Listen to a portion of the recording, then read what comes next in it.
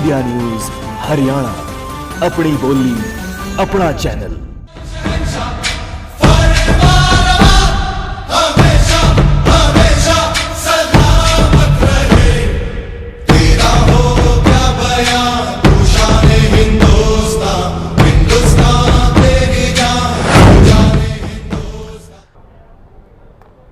जी चुके हैं चूंकि हज का आज साथ में है, तो कहीं ना कहीं हज का और भाजपा का जो एक गठबंधन है ये एक अलग तस्वीर पेश करता है। और यहां पर जो पूरी खिचड़ी पक रही है, उस खिचड़ी में कमोबेश कहीं ना कहीं भारतीय जनता पार्टी ऊपर आती है।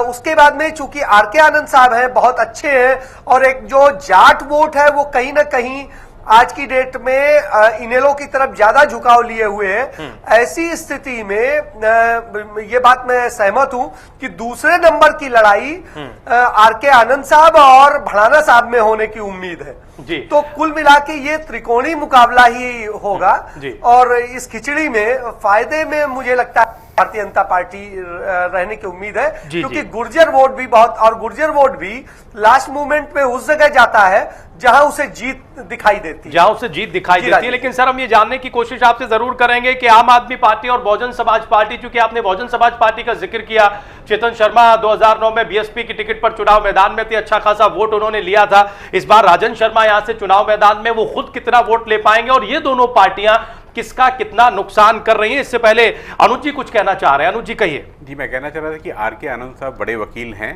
कांग्रेस से भी सांसद रहे हैं, और जो नेता मुश्किल में फंसता है, यानी लालू यादव हो, शिबू सोरेन हो, अभी चौटाला परिवार हो, उनसे वो निकालने का काम करते हैं। जी, तो उनसे टिकट तो ले ली, लेकिन क्या जनता ऑब्लाइज्ड है क्या कि वो उनको वोट भी दे?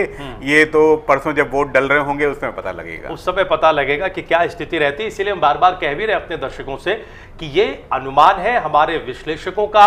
अंतिम जो तस्वीर है वो तभी साफ होगी जब 10 तारीख को वोटिंग होगी और 16 मई को उसके नतीजे आएंगे। हम जरा पायदान की चर्चा कर लेते हैं इससे पहले कि हम अजय जी के पास जाएं। मनमोहन शर्मा जी, बीएसपी और आम आदमी पार्टी यहां कितना वोट ले रहे हैं, किसका ज्यादा नुकसान कर रहे हैं, एक, और आपके मुताबिक यहां पायदान की स्थिति क्या बन रही है? देखिए, बात यह है कि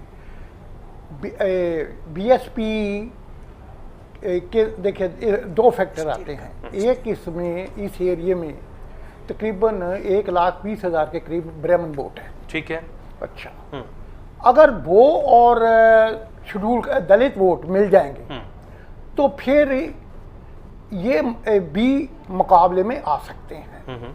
अच्छा, यहाँ तक डागर साहब की बात है, डागर साहब पॉलिटिकल बैकग्राउंड उनकी रही नहीं है। अच्छा, और उनकी जो फाइनेंशियल रिसोर्सेज हैं वो भी बहुत सीमित है। ऐसी स्थिति में जबकि दौलत का बहुत ज्यादा है हिसाब किताब, तो मुझे नहीं लगता कि डागर साहब कोई बहुत ज्यादा इम्पैक्ट कर पाएंगे। ठीक है, ये पायदान क्या बन रहा है सर यहाँ पर? जी, पायदान देखिए, अभी तो यही लगता है कि नंबर 1 पर तो बीजेपी ही है और नंबर 2 पर आनंद साहब है, जो मेरा मुताबिक है, इंडियन नेशनल लोकदल। हाँ, यानी यहाँ बीजेपी और इनेलो के बीच फाइट है। और नंबर 3 पर यहाँ कांग्रेस पार्टी आ रही है। कांग्रेस पार्टी है। क्यों कांग्रेस के साथ माइनस पॉइंट क्या है? देखिए, माइनस पॉइंट उसका ये है कि भड़ाना साहब का जो पर्सनल इमेज है वो कोई बहुत सही नहीं है। अच्छा, उनके भाई साहब की वजह से भी कुछ है मामला, तो थोड़ा कंट्रोवर्सी में वो है। हालांकि वो इस बात पर जोर दे रहे हैं कि साहब ये जो विकास हुआ ये मेरी वजह से हुआ है, उनका जो प्लैंक है वो सारा विकास का है।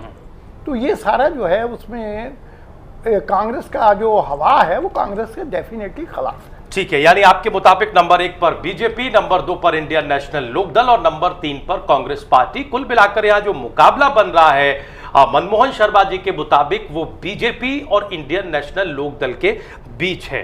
अनुज जी, आप क्या मानते हैं सर, पायदान यहाँ क्या बन रहा है और ये जो दो पार्टियां हैं बीएसपी और आम आदमी पार्टी, ये किसका नुकसान यहाँ पर कर रही हैं? राजीव जी, पायदान तो मैं मनमोहन जी से बिल्कुल सहमत हूं। मुझे लगता है कि कांग्रेस के सांसद जो हैं वो तीसरे स्थान पर जा सकते हैं। उसकी दलील बड़ी ये है कि यदि गुर्जर समुदायों के अंदर वोटिंग होनी है तो विजेता गुर्जर की तरफ वो जाना पसंद कर सकते हैं, गुर्जर समाज।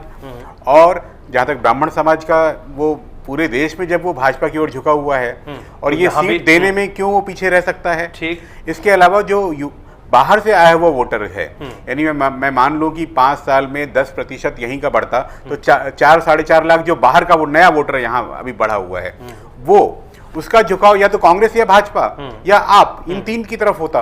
कांग्रेस, जो भाजपा के साथ जाने वाले लोग हैं वो भाजपा के साथ जाएंगे, वो आम आदमी पार्टी के साथ नहीं जाएंगे। वो कांग्रेस का जो वोटर है वो अब वो आम आदमी और कांग्रेस में, यानी आम आदमी वहां कांग्रेस के हिस्से के वोट खा जाएगी, जो नॉन गुर्जर वोट है, जो बाहर के वोट हैं, जो अपने प्रांत में कभी कांग्रेस को वोट डालते रहे, यहाँ आके डालने की हालत नहीं है, तो वो आम आदमी पार्टी की तरफ जा सकते हैं। इस कारण से अवतार भटाना तीसरे स्थान के लिए जा रहे हैं और चौथे और पांचवें की लड़ाई में बाकी दोनों उम्मीदवार। यानी आपके मुताबिक भी जो पायदान बन रहा है यहाँ पर, वो बीजेपी नंबर 1 पर, इनेलो दूसरे नंबर पर, जी हाँ, और कांग्रेस पार्टी यहाँ तीसरे नंबर पर है। मुझे जाती दिख रही है। ठीक है सर। अजय जी, आपके मुताबिक क्या स्थिति बन रही है? क्या आप भी इसी पायदान को सपोर्ट करते नजर आएंगे या फिर आपके मुताबिक थोड़ी सी स्थिति बदली हुई है?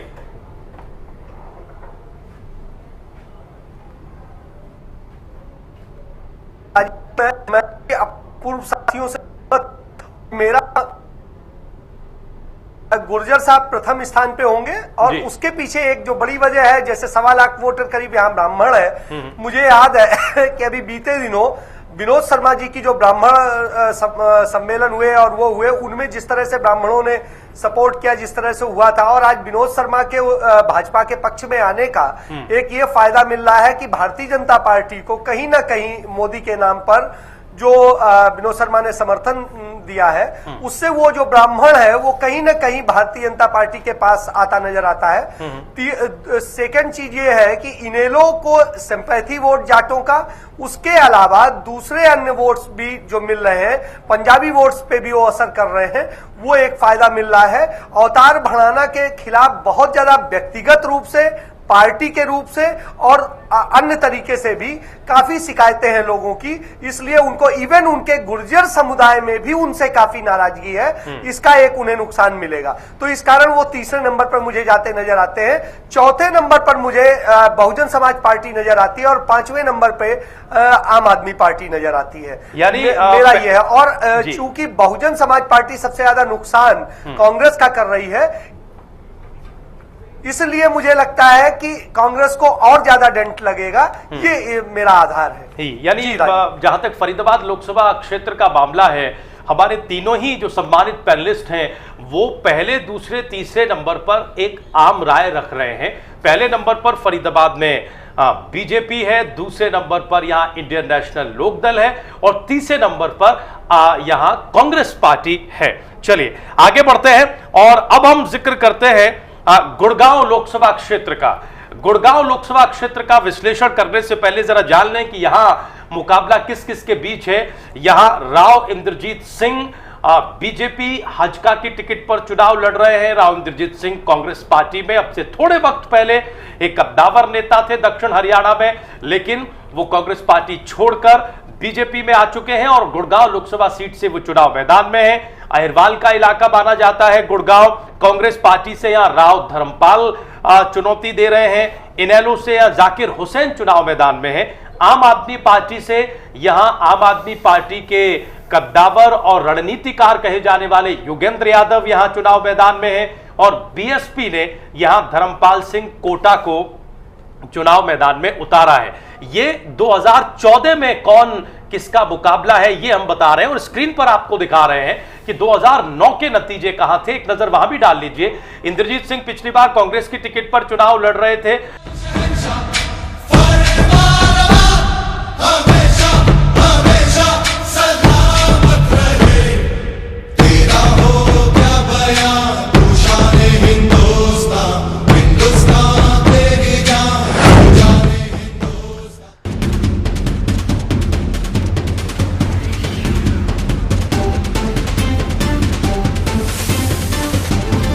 इंडिया न्यूज हरियाणा, अपनी बोली अपना चैनल।